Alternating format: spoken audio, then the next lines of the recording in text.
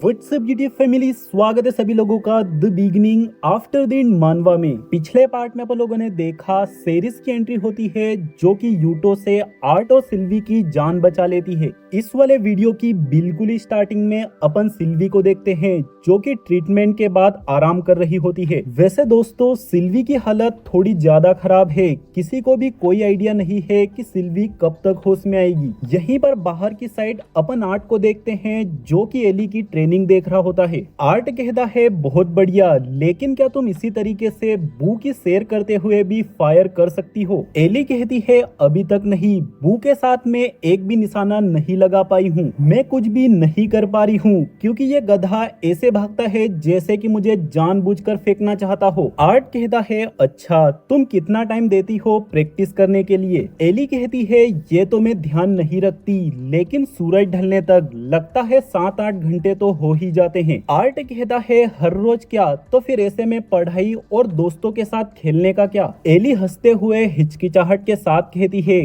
Castle में class हफ्ते में एक बार लगती है। और रही बात फ्रेंड्स की, तुम्हारे कारण से मैं भी काफी ज्यादा पॉपुलर हूँ, तुम्हें तो पता ही है ना? आर्ट एली के एकदम पास आकर कहता है सच में क्या? एली हड़बड़ा कर कहती है वेल, इसमें मेरी गलती थोड़ी न है कि मुझे उनकी बातों में कोई भी इंटरेस्ट नहीं है। मुझे कोई भी परवाह नहीं रहती है मेरी क्लास में कोई भी आता जाता रहे। आर्ट कहता है लेकिन कुछ तो बच्चे होंगे ही जिन्हें कि तुम्हारी तरह मैजिक में इंटरेस्ट हो। एली कहती है हाँ कुछ तो थे, लेकिन जैसे ही वो अवेकन होते हैं उनके पेरेंट्स या तो यहाँ से चले जाते हैं या तो उन्हें किसी मैजिक स्कूल में डाल देते हैं। ऐसा सुनकर आर्ट चुप हो जाता है और अपने मन में कहता है मेरी सिस्टर की तरह बहुत कम बच्चों के पास ये अपॉर्चुनिटी होती है कि इस कासल के मेजेस के जरिए कुछ सीख सके, लेकिन वॉर के कारण से अभी भी कुछ पेरेंट्स ऐसे हैं जो कि अपने बच्चों को प्रॉपर इन्वायरमेंट में स्टडीज देना चाहते हैं। आर्ट कहता है क्या उन लोगों की तरह तुम भी मैजिक एकेडमी ज्वाइन करना चाहती हो? एली कहती है हाँ बिल्कुल, लेकिन मैं जानती हूँ कि ऐसा करने से तुम्हें और मदर फादर को मेरी चिंता होने लग जाएगी। आर्ट अपने मन में कहता है एली सिर्फ 12 साल की है, लेकिन इसकी बातों में मैच्योरिटी झलकती है। मैं चाहता हूँ कि अभी से ये इतनी मैच्योर ना हो, क्योंकि मैं जानता हूँ तेजी से बड़ा होना किसे कहते हैं। कितनी सेल्फिश बात है कि मैं ये चाहता हूँ मेरी सिस्टर इनोसेंट ही रहे जो कि अपनी बर्थडे जैसी छोटी चीज पर भी नर्वस हो जाती है। आर्ट कहता है जब मुझे मौका मिलेगा मैं कोशिश करूंगा कि मॉम और डैड तुम्हें मैजिक एकेडमी भेज दे। ऐसा सुनकर एली बहुत ही खुश हो जाती है। आर्ट कहता है लेकिन अगर तुम स्कूल जा सकी तो ऐसे में मैं तुम्हारे साथ एक गार्ड को भेजूंगा जो कि हमेशा तुम्हारे साथ रहेगा। तुम्हें घुटन फील ना हो, इसी कारण से मैं कोशिश करूंगा कि तुम्हारे साथ ऐसा कोई जाए जिसके साथ तुम कंफर्टेबल हो। एली बहुत ही खुश होकर कहती है thank you so much brother. Art कहता है अपनी उम्मीदों को नीचा रखो। एली कहती है अब तो काफी देर हो चुकी है, अगर मुझे उन नकचड़े नोबल्स को पीछे छोड़ना है तो काफी ट्रेनिंग करनी होगी। एली के ऐसा कहते ही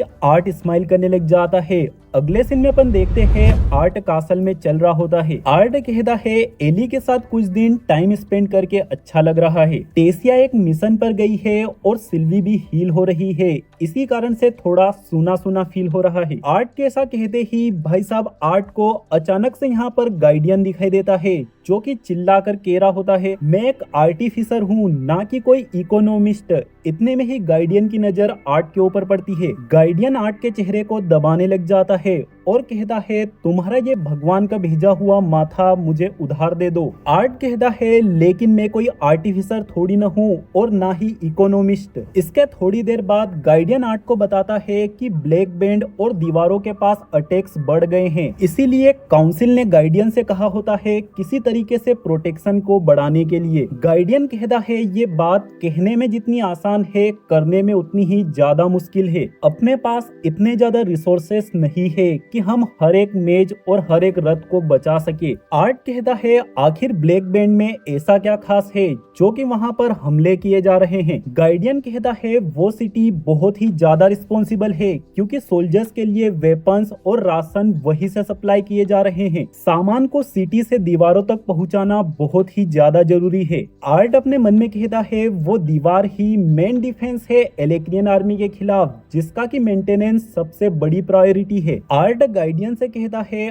अगर मुझे सही याद है तो वो जगह पूरी तरह से ओपन जगह है, इसी कारण से हमारा काम मुश्किल हो रहा है। हम बिना नोटिस हुए सामान को आगे नहीं पहुंचा सकते। लेकिन कैसा रहेगा अगर हम सामान को प्रोटेक्ट करने की बजाय रास्तों को बेहतर करें? गाइडियन कहता है ये क्या तुम्हारे छोटे से दिमाग में क्या पक रहा है? आर्ट मन में कहता है अब इसे भगवान का भेजा हुआ मेरा दिमाग छोटा लग रहा है। आर्ट कहता है फिलहाल में उन माइंस की कंडीशन कैसी है जहां से हम अपनी शिप्स के लिए फ्यूल निकलवा रहे हैं? गाइडियन कहता है वो कंबस्टियम माइंस अभी भी 5 जगह बची हुई है जहां पर खोदना बाकी है। आर्ट हल्का सा हैरान होकर कहता है कंबस्टियम? गाइडियन कहता है तुमने कहा था कि स्टीम इंजन को चलाने के लिए एक मिनरल की जरूरत पड़ती है जिसे कि कोल कहते हैं, लेकिन हमने एक ऐसा मिनरल खोजा जिससे कि एक पूरी की पूरी शिप को पावर दी जा सकती है। उस मिनरल की प्रॉपर्टीज कोल से अलग है जैसी कि तुमने बताई थी, इसीलिए मैंने उस मिनरल का नाम खुद से रख दिया। कुछ भी हुआ हो लेकिन वो चीज कमाल की है।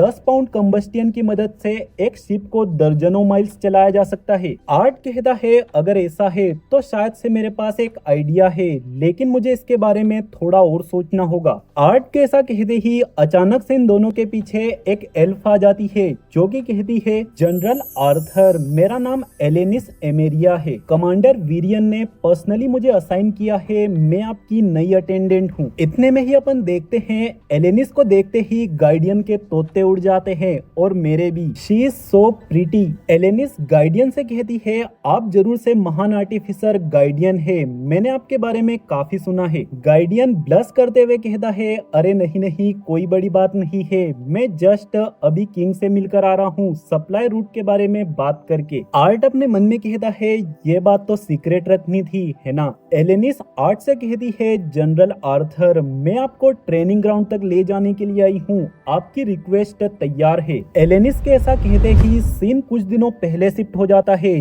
जहाँ पर आर्ट काउंसिल के सामने खड़ा होता है। जैसे ही आर्ट कुछ दिनों के लिए पीछे हटने के लिए कहता है, आर्ट अपनी बात आगे कंटिन्यू करता है। कुछ महीनों से ये वॉर डरावने तरीके से आगे बढ़ रही है। मैं सबसे नया और छोटा लांस हूँ, इसके बावजूद भी मैं 2 बार मरते मरते बचा हूँ। मैं नहीं चाहता कि मैं अपनी अगली लड़ाई भी लक के दम पर जीतूं, इसीलिए मुझे ट्रेनिंग करनी होगी इससे पहले कि ट्रेन होने के लिए मेरे पास कोई मौका ही ना बचे। यह सब सुनकर वीरियन सोच कर कहते हैं मैं तुम्हें 2 महीने दे सकता हूँ और इतने में भी मैं तुम्हें प्रॉमिस नहीं कर सकता, जरूरत पड़ने पर तुम्हें बैटल में वापस बुलाया जा सकता है और मैं ये भी चाहता हूँ कि तुम काउंसिल मीटिंग्स में भी प्रेजेंट रहो। एल्फ किंग कहते हैं लेकिन तुम यहाँ कासल में ट्रेनिंग कैसे कर पाओगे? आर्ट कहता है वेल इसीलिए मेरे रिवॉर्ड का पार्ट 2 बचा हुआ है। आर्ट के ऐसा कहते ही सीन प्रेजेंट में शिफ्ट हो जाता है जहाँ पर आर्ट ने पार्ट 2 के रिवॉर्ड के तौर पर मांगा होता है 4 अलग अलग एलिमेंट वाले स्किलफुल कॉन्जूरर्स जो कि आर्ट के साथ ट्रेनिंग में मदद करने वाले हैं। इन 4 बंदों में से एक जैस्मिन भी होती है और भाई ये 3 बंदे तो प्योर ओरा फार्मिंग कर रहे हैं। इन चारों की एंट्री के साथ ही सीन फिर से शिफ्ट हो जाता है आर्ट की पास्ट लाइफ में। यहाँ पर एक बंदा ग्रे से कहता है कैडेट ग्रे अपने डोमिनेंट हैंड का इस्तेमाल करो इस सेंसर के ऊपर की इकट्ठा करने के लिए। ग्रे अपना सीधा हाथ आगे बढ़ाता है और अपने मन में कहता है हर एक स्टूडेंट को रैंकिंग से पहले अपने की लेवल्स को रिकॉर्ड कराना होता है। जैसे ही ग्रे का काम हो जाता है अपन लोग 2 बंदों को आपस में बात करते हुए सुनते हैं। लेफ्ट वाला बंदा कहता है क्या तुम्हें कोई आइडिया है कि अपना अगला टेस्ट क्या हो सकता है? राइट वाला बंदा कहता है अपनी मेंटल फिजिकल और की टेस्टिंग हो चुकी है तो अब शायद से वो होगा। ग्रे अपने मन में कहता है मेरा की लेवल कमजोर है लेकिन उस मामले में मैं अच्छा हूँ। ऐसा सोचते हुए ग्रे अगली जगह पर चला जाता है जहाँ पर ग्रे के साथ और भी बहुत सारे बच्चे होते हैं। एक बंदा इन सभी बच्चों से कहता है हेलो एवरीवन, मुझे तुम इंस्ट्रक्टर ग्रेज कह सकते हो। ये तुम्हारी एग्जाम का लास्ट पोर्शन है जो कि है प्रैक्टिकल कॉम्बैट। मैं तुम्हारा की लेवल एक दूसरे को नहीं बताने वाला, बस इतना जान लो कि ये अलग अलग हो सकता है। हर वक्त तुम लकी नहीं हो सकते कि तुम्हारे अपोनेंट का की लेवल तुम्हारे ही बराबरी का हो। अगर तुम्हारा लक अच्छा निकला तो ऐसा भी हो सकता है कि तुम्हारा अपोनेंट ठीक से मुट्ठी बनाना भी ना जानता हो, या फिर अगर तुम अनलक्की निकले तो ऐसा भी हो सकता है तुम्हारे अपोनेंट का की पूल तुमसे कहीं गुना ज्यादा बड़ा हो। तुम सभी का जजमेंट तुम्हारी अडेप्ट करने की एबिलिटी के बिहाफ पर होगा। सबसे जरूरी बात यह है तुम में दम होना चाहिए। ये एंट्री एग्जाम इम्पोर्टेंट है अकेडमी में इंटर होने के लिए। जो भी लोग अच्छा परफॉर्म करेंगे उन्हें आगे जाकर रिसोर्सेस प्रोवाइड किए जाएंगे ताकि वो और भी ज्यादा अपनी स्किल्स को इम्प्रूव कर सके। ऐसा कहते हुए ये बंदा चुटकी बजाकर गायब हो जाता है और इन सभी के पीछे आ जाता है। जितने भी लोग अच्छा परफॉर्म नहीं कर पाए उन्हें हटा दिया जाएगा और बाहर निकाल दिया जाएगा। इसी के साथ दोस्तों ये इंस्ट्रक्टर रेंडमली किसी के भी नाम लेने लग जाता है और दो बंदों को आगे बुला लेता है आपस में लड़ने के लिए। ग्रे अपने मन में कहता है कोई भी अपने की लेवल को छुपा नहीं रहा है क्योंकि इसकी जरूरत भी नहीं है। जितने भी बच्चे मिलिट्री फैमिली से है वो इसी तरह से बड़े किए गए हैं या फिर ऐसा है कि इन लोगों को किंग कैंडिडेट बनने के लिए ही बड़ा किया गया है। इतने में ही अपन देखते हैं ये लड़की अपने अपोनेंट को हरा चुकी है जिससे कि इनका मैच खत्म हो चुका है। इंस्ट्रक्टर कहता है अब अगली बारी कैडेट ग्रे और कैडेट ब्लेयर आगे आ जाओ। जैसे ये दोनों आगे आते हैं इन दोनों की लड़ाई शुरू भी नहीं होती और सीन वापिस से प्रेजेंट लाइफ में शिफ्ट हो जाता है जहाँ पर वीरियन आर्ट से कहते हैं तुम प्रिंसेस कैथलीन को तो जानते ही हो और ये इनके गार्डियन है। इनका नाम है हेस्टर फ्लेम्सवर्थ। आर्ट थोड़ा सरप्राइज होकर कहता है फ्लेम्सवर्थ। हेस्टर कहती है अच्छा तो क्या आप मेरी फैमिली को जानते हो? आर्ट जेस्मिन को याद करते हुए कहता है हाँ अच्छे से। कैथलीन तुम्हें यहाँ देखकर अच्छा सरप्राइज मिला लेकिन तुम यहाँ कैसे? कैथलीन थोड़ा ब्लश करते हुए कहती है वेल मैं तुम्हारे साथ तुम्हें ट्रेन करने के लिए आई हूँ। आर्ट कहता है प्रिंसेस माफ करना लेकिन ये बात तो पूरी तरह से ऑब्वियस है। आर्ट अपने मन में कहता है इसका ऑरा काफी इम्प्रूव हो चुका है, कुछ तो है जो कि मुझे कह रहा है इसे प्रोटेक्शन की जरूरत नहीं है। इतने में हेस्टर कहती है कमांडर वीरियन ने मुझसे कहा है आपकी मदद करने के लिए लेकिन प्रिंसेस की सेफ्टी मेरी पहली प्रायोरिटी है, इसीलिए अगर आप दोनों साथ में रहते हैं तो मेरे दोनों काम हो सकते हैं और हमने सोचा आइस कॉन्जूरर की जरूरत भी पूरी हो जाएगी। प्रिंसेस डार्क येलो स्टेज पर पहुंच चुकी है। कैथलीन कहती है कभी कभी मुझे मास्टर वेरे के साथ ट्रेनिंग पर जाना होगा लेकिन बाकी टाइम पर मैं खुशी खुशी तुम्हारी मदद करना चाहती हूँ। इतने में ही अपन यहाँ पर इस ड्वार्फ को देखते हैं जो कि कहता है the princess and the night एक अच्छी जोड़ी है, आपसे मिलकर मुझे खुशी हुई। मेरा नाम ब्यूंडमोग लोन्यूड है लेकिन आप मुझे ब्यूंड कह सकते हैं। आर्ट हाथ मिलाते हुए अपने मन में कहता है इसके हाथ तो काफी ज्यादा कठोर है। ब्यूंड आर्ट के हाथ को थोड़ा दबा भी रहा होता है और कहता है नॉट बैड नॉट बैड। वीरियन कहते हैं ब्यूंड संभल कर रहना क्योंकि ये बच्चा सिर्फ अपने अच्छे चेहरे के कारण लांस नहीं बना है। आर्थर ये मोटी बुड्ढी कई सालों से मेरा क्लोज फ्रेंड है और भले ही ये तुम्हें ऐसा लग रहा है लेकिन अर्थ एलिमेंट के मामले में ये एक जीनियस है। ब्यूंड कहता है मेरे लुक्स में क्या कमी है, मेरी जगह पर मैं लड़कियों के मामले में काफी पॉपुलर हूँ। वीरियन कहते हैं तुम्हारे लुक्स के बारे में थोड़ी ना कोई बात कर रहा है, ज्यादा सेंसिटिव होने की कोई जरूरत नहीं है। आर्ट अपने मन में कहता है जैसी हिस्ट्री ड्वार्फ्स के साथ रही है वीरियन ने इसे एक फ्रेंड के तौर पर इंट्रोड्यूस किया है, इसका मतलब वीरियन इस पर भरोसा करते हैं। लेकिन अगर ब्यूंड और रेडियस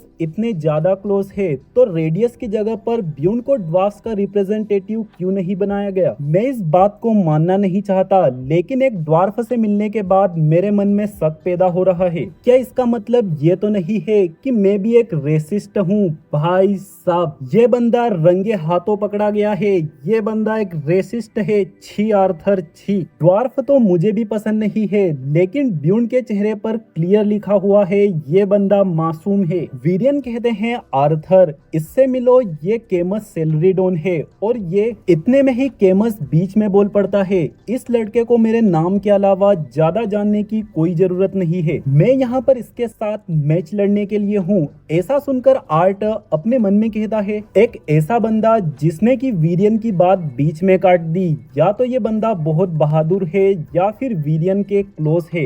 ये दोनों बातें साथ भी हो सकती है लेकिन आज से पहले मैंने किसी भी ऐसे एल्फ को नहीं देखा जो कि अपने दिखावे और हाइजीन के ऊपर बिल्कुल ध्यान नहीं देता। वीरियन कहते हैं वेल मैं श्योर हूँ कि कुछ हफ्तों में तुम लोग आपस में अच्छे से मिलजुल जाओगे। आप लोगों का ध्यान रखने के लिए मिस एमिली और मिस एलेनिस यहीं पर है। ऐसा कहते हुए वीरियन यहाँ से चले जाते हैं अपना अगला काम निपटाने के लिए। एमिली कहती है कुछ काम है जो कि आर्थर की ट्रेनिंग शुरू करने से पहले करना जरूरी है। ऐसा कहते हुए एमिली आर्ट को एक खतरनाक सा सूट पहना देती है। इसी के साथ अपने लोंडे की ट्रेनिंग शुरू होने वाली है।